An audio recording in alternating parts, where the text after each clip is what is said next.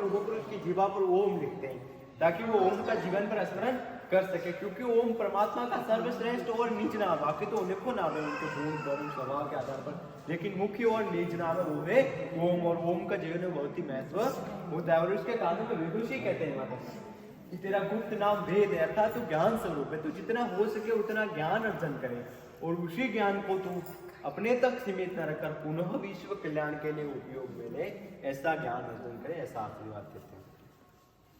ये नामकरण संस्कार है जो कि महाराष्ट्र का रूप दिया गया है। नामकरण संस्कार मध्यकालीन समय में क्या होता था, विचित्र विचित्र कुछ भी नाम रख दिया करते थे, जैसे पुगरमल, कटोरमल, कटोरी, कुछ भी विचित्र विचित्र। इसलिए स्वामी दयानंद सरस्वती जी ने इसका निषेध किया और कहा हमेशा सुंदर सार्थक सरल शब्दों में नाम रखना चाहिए, जिसे उसे समाजजन में मित्रों में आदर मिले, प्रेरणा मिले, वह खुद भी अपने नाम से उत्प्रेरित हो जाए, प्रेरक हो जाए।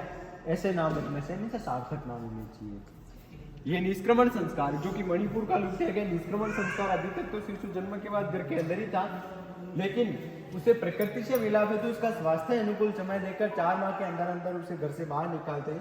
प्रातः के समय उसे सूर्य दर्शन करवाते हैं, रात्रि के समय चंद्र दर्शन करवाते हैं और कुछ विनिमय वेद मंत्रों को उच्चारण के साथ प्रभु से कल्याण की प्रार्थना करते हैं कि हमारे शिशु का स्वास्थ्य जीवन पर अच्छा बना रहे। उसे एक अच्छे संस्कार वाला बनाने की प्रतिज्ञा करते हैं प्रभु से कि इसे एक चो विचार वाला बनाएंगे ताकि हमको पुत्र जनित कष्ट देखने को न मिले। ये 2 प्रकार के होते हैं, एक तो जो माता पिता के होते हुए पुत्र चले जाते हैं, एक जो उनके द्वारा माता पिता को कष्ट मिलते हैं, माता पिता किस तरह उसकी देखभाल करके बड़ा करते उस संतान को, और वही संतान बड़ी होकर माता पिता की अपेक्षा करने लग जाती है। इसलिए वो प्रभु से उसे बचपन से अच्छे संस्कारों वाला बनाने की प्रतिज्ञा करते हैं कि जो विचारों वाला बनाएंगे अच्छे संस्कार वाला, ताकि हमें ऐसा कोई कष्ट देखने को ना मिले। ये अन्नप्राशन संस्कार है जो कि केरल का लोक दिया गया है। अन्नप्राशन संस्कार जब शिशु को प्रथम बार भोजन कराया जाता है, वो 6 माह तक तो अपनी माता का स्तनपान करता है, लेकिन जब 6 माह के बाद उसे भोजन की आवश्यकता होती है तब उसे भोजन के साथ साथ पौष्टिक कार्ययुक्त घी, शहद, दही आदि मिश्रण करके देना चाहिए, जिससे वह तेजस्वी और ओजस्वी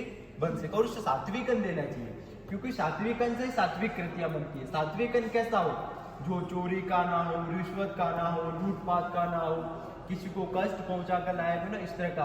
क्योंकि कहावत है आपने भी सुनी होगी, जैसा खाए वैसा होवे मन। वो जिस प्रकार का भोजन ग्रहण करता है उसी प्रकार उसका मानसिक संतुलन भी कार्य करने लगता है। इसलिए शिशु को उचित मात्रा में सही भोजन ही देना चाहिए।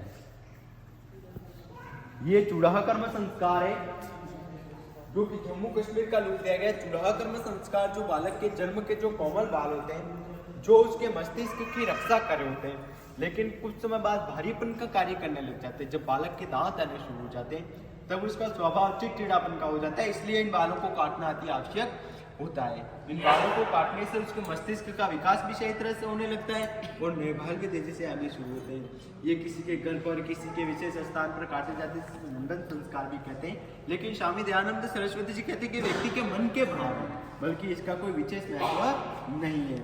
यज्ञ में ऐसे 4 तरह के अनाज रखे जाते हैं जो कि नाई को देने का वरदान दिया, क्योंकि व्यक्ति के अवस्थाओं के साथ 4 तरह के बाल होते हैं। ब्रह्मचर्य आश्रम में बिल्कुल काले रंग के होते हैं, उसके बाद थोड़े भूरे रंग के, थोड़े काले। जब वानप्रस्थ में चला जाएगा बिल्कुल भूरे रंग के, उसके बाद संन्यास में चला जाएगा तो उसकी उम्र 75 वर्ष की हो जाएगी तो बिल्कुल सफेद रंग के हो जाएंगे। अवस्थाओं के साथ साथ क्या कार्य करना है उसको यह याद दिलाते हैं।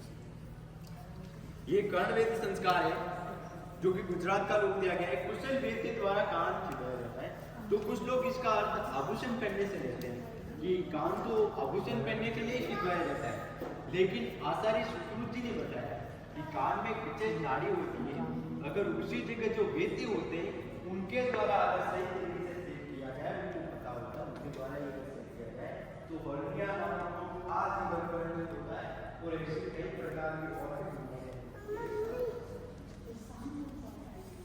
या कोई विशेष जो वेदी होते हैं